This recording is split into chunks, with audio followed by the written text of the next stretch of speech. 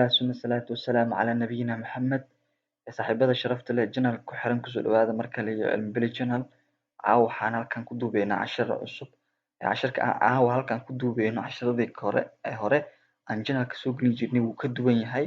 casharkani wuxuu noqon doonaa casharo taxane ah ee aan channelka soo gelin doono waana buugani waxa ciwaankiisu uu yahay waxaa loo yaqaano general agricultural botany ciwaanka buugu oo saa ujeedaanba waa buug very basic ah waa aasaaska cilmigani beeraha buug waxaa iskale jaamacadda loo yaqaano National Open University Nigeria iskale waa buug runtii aad muhiim u ah base na u ah cilmigan beeraha casharada halkan soo duubeyno wuxuu noqon doonaa casharo taxane ah casharkani waa casharkii ugu horeeyay waxaan kaga hadlay unit 1 waaye waxaan kaga hadli doonaa waxaa loo yaqaano basic concepts aragtiyada asaasiga nadariyaadka asaasiga ah ee la xiriira agricultural botany waxa uu yahay cilmiga barashada dhirta ee beeraha la xiriira marka cilmigan beeraha inaad barato hadaa rabto marka hore waa inaad taqaanaa waxa loo yaqaano botaniga oo ah cilmiga barashada dhirta hadaadan ka siinin ma baran kartid cilmiga beeraha so marka buugani wax badan ka hadlaya waxa loo yaqaano agricultural botany oo ah cilmiga barashada dhirta iyo beeraha haddii aadan ka siinin waxa loo yaqaano dhirtu in badan waxba kama taqaanid cilmigani loo yaqaano agricultural oo ah beeraha marka contextka waxyaabaha uu ka kooban yahay unitkani oo ugu horeeyo waxaa first lesson ah aan soo duubeyno waxyaabaha uu ka kooban yahay waxaa kamid ah marka hore waxaan sameyneynaa introduction ku saabsan hordhac ku saabsan agricultural botany then kadib waxaan sameyn doonaa objectiveska waxyaabaha ugu weyn objectiveska oo ah waxyaabaha ahdaafta laga leeyahay then kadib waxaan sameyn doonaa waxa loo yaqaano main contextka waxyaabaha ugu weyn ee lagaga baaqidi doono halkan waxay noqon doonaa inaan marka hore sameyno definition qeexitaan inaan u sameyno waxa loo yaqaano agricultural botany then scope-ka ayaan ka hadlaynaa ahmiyadiisa then kadib waxaan ka hadlaynaa importance ahmiyadda ay leedahay green plants dhirta cagaaran then kadib waxaan ka hadli doonaa waxa loo yaqaano brancheska furuucda ay leedahay ama laamaha ee agricultural botany-ga then waxaan sameyn doonaa conclusion waan soo gabagabeyn doonaa then kadib waxaan kasoo hadlayaa waxaan ku sameyn doonaa summary inaan soo khulaaseyno tutorial marka assignment-ga si jiro iska sii adiga sameyso reference yaa jiro tixraac then further readers waxyaabo dheeraad ah inaad u baahato akhrisan then meeshaas ayaa lagugu tilmaamayaa hore aan u soconno introduction ayaan ku hormareynaa cilmiga botany-gu waa maado developed out of study taasoo ka qayb qaadaneyso horumarinta barashada cilmiga beeraha and medicine iyo in loo isticmaalo daawo dhirta yacni haddii aqoon aa u leedahay dhir waxa awood aa u leedahay in waxyaabo badan aa u isticmaasho hadday noqon lahayd daawo haddii ay noqon lahayd cunno iyo ujeedooyin kaloo badan marka maadadani botany-ga u baahan barashada cilmiga dhirta waa maado horumar weyn ka geysatay barashada cilmiga beeraha iyo inay baniaadamka ay u isticmaalaan daawo marka it was waxay ahayd since ilaa iyo markii qarnigii 16aad 16th century waxaa jira marka isku dayo fara badan several times isku dayo badan ayaa la sameeyey marka si loo systematic gareeyo loo nidaamiyo cilmigani system gareeyo knowledge-ka la xiriira plant kingdom yani waxaa jira waxa loo yaqaano plant kingdom boqortooyada dhirta youtube-ka aan soo gelinay lesson-kii ugu horeeyay ahaa haddii aad youtube-ka raadiso channel-keena waxaa helaysaa cilmiga loo yaqaano plant kingdom boqortooyada dhirta by classifying marka iyadoo la kala saarayo waxa loo yaqaano plant dhirta a scientific life yani si qaab adduunka oo dhan la wada yaqaano oo yani scientific life ah laga soo bilaabo marka qarnigii 18aad 18th century classification waxay bilaabatay to take inay qaadato waxa loo yaqaano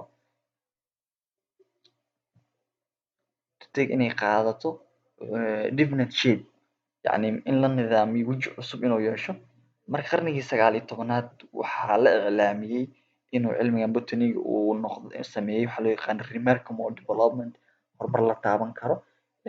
of the science botany cilmiga loo yaqaano barashada dhirta marka botany-gu waa mid kamid ah cilmiyada oo asaasiga cilmiyada hore qadiimiga ah earlier science cilmiga qadiimiga ah laga soo bilaabo biniaadamku markii uu bilaabay inuu isticmaalo dhirta ujeedooyin badanna uu isticmaalo sida source of food il cunadiisa uu ka helayo inuu isticmaalo medicine daawo marka cilmigan botanigu waa mid ka mid ah cilmiyada qadiimiga ah laga soo bilaabo bini'aadamka markii uu bilaabay dhirtu inuu isticmaalo ujeedooyin kala duwan sida cunno inuu ka helo, medicine inuu isticmaalo daawo. In present marka hadda waqti xaadirkan ay joogno oo loo yaqaano industrial world adduunkan warshadaha ku shaqeeyo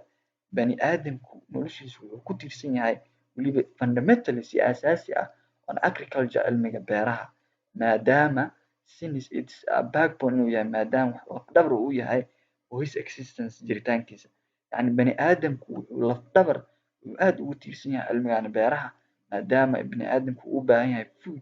foodkan uu yahay waxyaabaha bani'aadamku siinayo energy tamar uu ku qabsado nolol maalmeedkiisu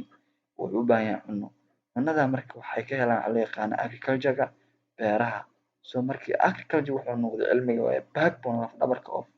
bani'aadamka jiritaankiisa his existence marka waxaa jira marka the three basic marka waxyaabaha saddexda asaasiga ah ee nolosha the three basic necessities waxyaabaha asaasiga ee saddexda ah ee nolosha bani'aadamka ah sida cunno inuu bani'aadamka helo meel uu ku hoydo iyo wax uu xirto marashiin marka saddexdan waxyaabaha muhiimka ah ee asaasiga ah bani'aadamku la-aantood uusan noolaan karin waxaa waaye waa cunno iyo waxa loo yaqaano shelter hooy iyo clothing iyo dhar and other waxaa jira marka essential waxyaabo kaloo muhiim ah are still derived ayaa laga soo saaraa mainly from inta badan waxaa laga keenaa dhirta waxaa loo yaqaan planting das marka bani'aadamku start wuxuu bilaabay markii domesticated inuu dhaqdo wild plants dhirta duurjoogta ah for plant purpose inuu isticmaalo dhir ujeedooyin kala duwan marka today maanta marka waxyaabahaas aa ujeeda botanigu waa aas bani'aadamka laf dhabar u yahay fundamentally asaasiyaad uu ku tiirsan yahay jiritaanka bani'aadamka maadaama uu ka helo cunno uu ka helo waxa loo yaqaan shelter hooy waxa loo yaqaan clothing oo marashin ka helo waxyaabo kale oo asaasi ah dan kadib marka plantka bani'aadamku wuxuu sameeyey inuu domesticated oo dhaqdo oo raadsado oo beerto ujeedooyin badanna uu beerto sida medicine food shelter and cloth so marka today maanta all the sixes dhammaan guusha oo laga gaaro cilmiga agriculture-ga ee la keydiyey due to the tireless work shaqada aan laga daalin macnaha sikaydkiisii yani waxaa jira macnaha waxyaabaha la iska soo dhexlaayay oo qofba cilmiga science waxaa waaye qofba meel ayuu keenaya qof kale scientist kale ayaa kasii wadaya halkaas marka shaqooyinkii la sameeyey dadaalka badan loo galay tireless work talent researches that work with plant resource marka objectiveska ayaan ka hadlaynaa marka at the end of this unit marka dhamaadka unitkani waxaa awood u heli doontaa marka inaad marka hore definite inaad qeexdo weliba si sax ah u qeexdo wuxuu yahay cilmiga beeraha kadib inaad ku sameyso outline briefly si kooban inaad si duurxul ah oo kooban inaad u sheegto ama qeexdo waxaa loo yaqaana scope ahmiyadda of agriculture muhiimadda of agriculture botany cilmiga loo yaqaano beeraha highlight inaad calaameyso sameyso ahmiyadda loo importance of green plants ahmiyadda dhirta cagaaran ay u leedahay agricultural production wax soo saarka beeraha describe inaad qeexdo waxaa loo yaqaana branch botany main contextkan galaynaa marka hore definition ayaan sameynaynaa botanigu the word botany ereyga botanigu macnihiisu wuxuu yahay herb dhir waa isla science cilmiga that deals with kaasoo cilaaqa leh ama xiriir herb dhir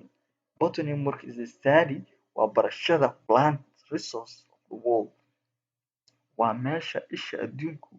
ee dhirtu ay kasoo aasaasanto waxa waaye cilmigan botaniga marka agriculture ayaan qeexaynaa waxa uu yahay waxaan soo qeexnay cilmiga botaniga inuu yahay marka hore waa erey Greek ah kaasoo la micnaa herb dhir so waa cilmiga barashada cilmiga la xiriira barashada dhirta botanigu markii waa barashada dhirta all resources of the world dhammaan meelaha ilaha adduunka cilmiga dhirta ah cilmiga laga barto waaye wax loo yaqaan botaniga marka agriculture markii the science waa cilmiga an art iyo habka lagu soo saarayo producing lagu soo saarayo food cunno waxaa la soo saaraya waxa loo yaqaan industrial raw materials waxyaabaha ceyrinka ah ee shirkadaha ay u baahan yihiin inay wax kusoo saaraan iyo their services iyo howlahooda khadamaadkooda waxyaabaha ay u baahan yihiin marka agriculture waxaa waaye hab cilmi iyo hab lagu soo saarayo cunno iyo waxyaabaha raw materialska ah iyo raw materialska waxaa laga wadaa yacni waxaa jiro cottonka oo kale, suufka, waxyaabo kale oo shirkadaha ay u baahan yihiin inay wax kasoo saaraan. Marka cilmigani agricultural botany-gu wuxuu khuseeyaa those plants dhirtan aan soo sheegnay ay u baahan yihiin shirkadaha inay industrial raw materialska si wax usoo saaraan iyo lagu soo saaro cunno. Marka directly using marka plants that are directly used dhirta sida tooska ah loo isticmaalo maxaan ku ihahdaa for production of food in cunno lagu soo saaro. It is study marka waa barashada internal and external structure of plant domesticated for agricultural purposes. Waa barashada in laga barto xagga dibadda muuqaalka sare iyo muuqaalka gudaha waxaa loo yaqaano dhirta la isticmaalo bini'aadamka uu isticmaalo sida mangoga iyo maxaan ku dhahay basasha iyo all these dhir walba bini'aadamka uu isticmaalo sida muuska, qaraha, all these digirta, masagada, all these oo dhan uu isticmaalo marka agricultural purposes ujeedooyin beerasho. Marka is also study sidoo kale wuxuu daraasiinaya waxaa loo yaqaano physiological characteristics xagga dhaqanka iyo shaqooyinkooda in relation xiriirka uu la leeyahay nutrition quudinta, growth, korriimada, movement-ga and reproduction iyo taranka as well as sida plant reactionada ka dhaca dhirta sida cunnada la sameeyo kale to various marka reactionska falgallada ay la sameeyaan to various environmental conditions xawaasha xaaladaha deegaanka. Marka halkaas waxaan kaga soo baxnay definition aan sameyno kadib waxaan ka hadlaynaa waxaa loo yaqaano scope of agriculture botany ahamiyadda uu leeyahay cilmigani botany-ga agricultural botany-ga.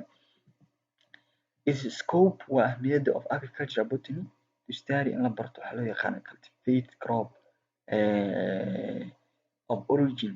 yani waxaa jiro crop walba wuxuu leeyahay origin meel asalkiisii hore laga helay. Marka inaad barato waxaa loo yaqaano origin of the crop qaabka meesha ugu horreysay laga beertay ama laga soo helay cropkani xaggee laga soo helay originkiisa distributionka meelaha uu ku badan yahay in space and time waqtigii la helay meesha laga helay and their life history taariikhdiisii intii uu jiray intiisi yani waxaa jira dalagyadii waa hore waqtigii hore lasoo helay dalagyadii waxaa jiro hadda dhow lasoo helay dalagyadii xilli dhexe lasoo helay. Marka all these waxaa waaye distributionka relationshipka xiriirka classification in la sameeyo ablaablayn kala saaris in la sameeyo taxonomy ablaablayn principles ayaa jiro shuruuc ama qawaaniin ayaa jirto of evolution meesha kasoo aasaasmay ka unkameen from lower ay kusoo bilaabanayaan meel hoose and similar form hab caadi ah oo iska fudud similar ah inay gaaraan marka meel base asaas inay kasoo bilaabaan inay gaaraan waxaa loo yaqaan higher and more complex waxyaaba aad complex ah isugu jiro aad u badan ah as well as sida marka investigate in la baaro about wax la xiriira how to put sida loo nidaamin lahaa them iyaga to use in la isticmaalo and diverse different methods habab kala duwan in loo isticmaalo that can be adapted to improve marka sare sida looga qaado quantity tira ahaan and quality tayo ahaan for agricultural purposes. Marka ujeedkan wuxuu waxa waaye cilmigani scope of agriculture botany ahmiyadiisu waxa waaye marka hore inaa la ogaado origin of a cropkan asalkiisii xaguu kasoo jeedaa inaa ogaato hadaa rabto waa inaad taqaanaa wax badan botaniga distributionka meelaha uu ku badan yahay dalagyada iyo meelaha ay ku badan yihiin space ahaan timekii la helay their life history noloshoodii taariikhdoodii cilaaqaad xiriiraha classificationkooda inaad kala soo saarto iyo waxaa jiro qawaaniin sidii evolutionkii iyo toddobaadkii horumarkii ay soo sameeyeen ayay kusoo bilaabanaya meel hoose gaarayana meel kore marka inaa la baaro la nidaamiyo ujeedooyin badan loo isticmaalo lana kor loogu qaado tayo ahaan iyo tir ahaan agricultural purpose ujeedooyinka cilmigani beeraha. Importance of green plants marka ahmiyadda ay leedahay dhirta cagaaran they are essential sidoo kale ayagu waa muhiim for continuity yani in lasii wado all kind of noloshan noocyadeeda kala duwan in lasii wado dhirta ayaa muhiim u ah yani dhirta waa producer waxbay soo saartaa waxa ay soo saartana waxaa sii isticmaalo xayawaanaadka animalska dushiisa ah oo annaga ka mid nahay xayawaanka dhirtaasi waxaa cunaaya waxaa loo yaqaano annaga si toos ah aan cunno oo dalagyadii ha isticmaalno ama si indirect in xayawaankii dhirtaasi cunay kadib anaga inaan sii isticmaalno haddii ay noqon lahayd xagga caanaha iyo xagga maxaan ku irahdaye hilib ahaan iyo caano ayaa lahaa. It supports sidoo kale waxay taageeraysaa waxa loo yaqaano life in many ways habab badan ayayna ka taageeraysaa xagga nutrition living organisms quudinta xayawaanka in la siiyo oxygen sidoo kale dhirta waxay siisaa faa'iidooyinka ay leedahay waxaa ka mid ah oxygen in la siiso by absorbing markaan waxay naga qaadaysaa ama naga absorb garaynaysaa ay qaadanaysaa carbon dioxide iyadoo jiibinaysa marka breaking down of water molecules and release waxay soo daynaysaa waxaa la equal volume of oxygen pure oxygen ay soo saaraysaa. Haddaan soo koobo marka qodobkan ahmiyadda ay leedahay waxaa loo yaqaana green plants waxaa ka mid ah marka hore dhirta waxyaabo badan ayaan kaga tiirsanahay. Marka hore nutrition waa quudin inayna siiso bini'aadamka cunno badan si toos hadduu u cuni lahaa iyo si indirect ba. Sidoo kale waxaan ka helnaa bini'aadamka waxyaabaha aasaasiga u baahan yahay waxaa ka mid ah oxygen. Oxygen dhirta ayaana siiso dhirta waxay iska saartaa waxa loo yaqaano oxygen waxayna qaadataa carbon dioxide marka la sameynayo jiro photosynthesis cunnada marka la sameynayo. Marka laba ahmiyad ayaa ugu weyn marka hore in la siiso cunno iyo oxygen ayaa labadaas ayaa qodob ayaa ugu muhiimsan. It also sidoo kale prepare waxay diyaarisaa cunno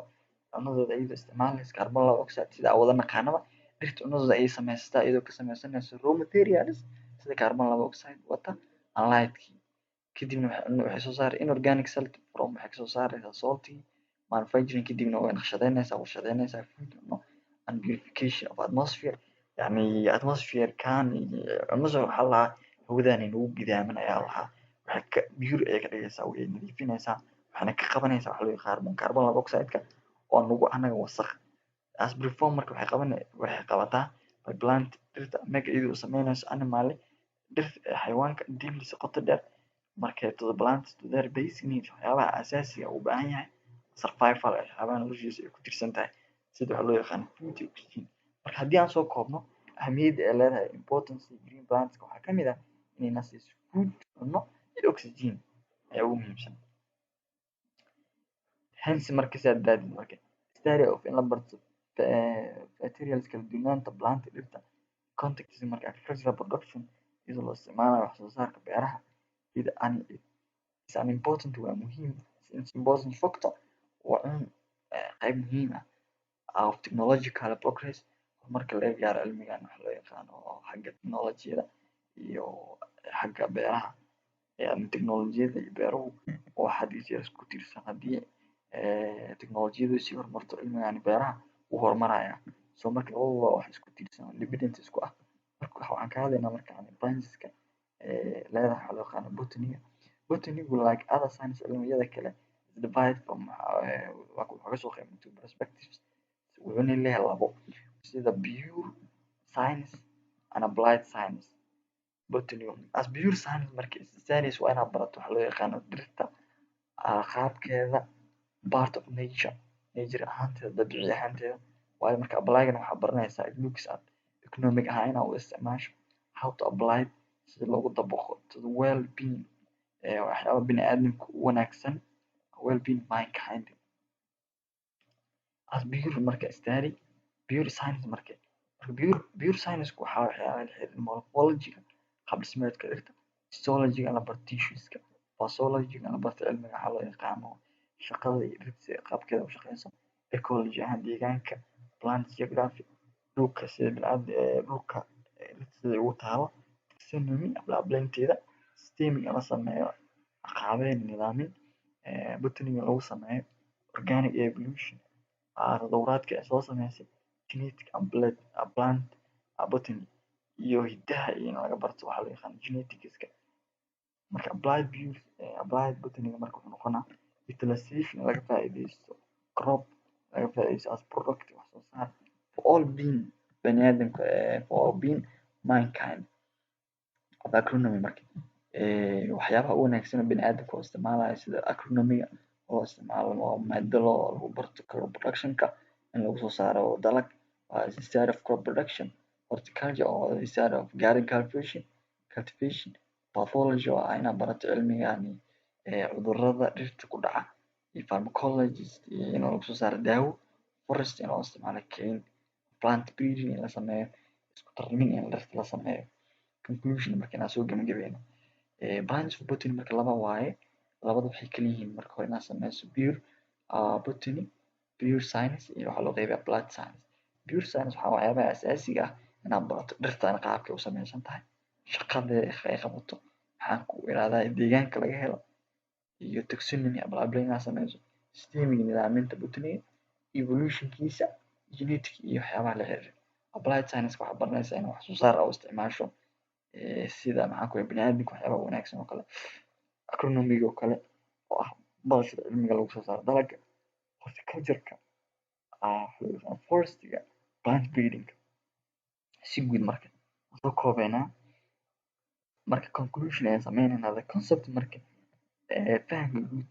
iyo ahmiyadda agriculture botany-gu was given in this unit. Unitkan ayaa lagugu sii aan ku baratay waxa loo yaqaano. Waxaa sidoo kale waxaa baratay brancheska furuucda uu leeyahay agriculture botany oo aan soo sheegno oo ah pure, waxyaabaha asaasiga ah oo dhirta morphology-geeda iyo waxa la xiriira, iyo waxa loo yaqaano applied science in isticmaasho wax soo saarto. Waxaan oo highlighted waa la soo iclaamiyay, waa la sheegay. This unit also showed waxa lagu muujiyay the importance ahmiyadda ay leedahay in la barto cilmigan botany oo cilmiga barashada dhirta, agricultural production loo isticmaalo wax soo saarka beeraha. This is a gateway, waa hab ama hab wadada u fureyso technological progress, horumarada laga gaaray xagga teknolojiyada ee beeraha. Si kooban marka, the term agriculture was clearly defined, waxaa la qeexay marka this unit halkaa ayuu ku ilaaday, halkaas ayuu ku dhamaaday. Unitka xiga ayaan habeen dambe ama markii fursad u helno soo duubeynaa. Next lesson ayuu noqon doonaa. Aad kaga mahadcelinaa daawashada videoga. Please subscribe si aan videos cusub aan u soo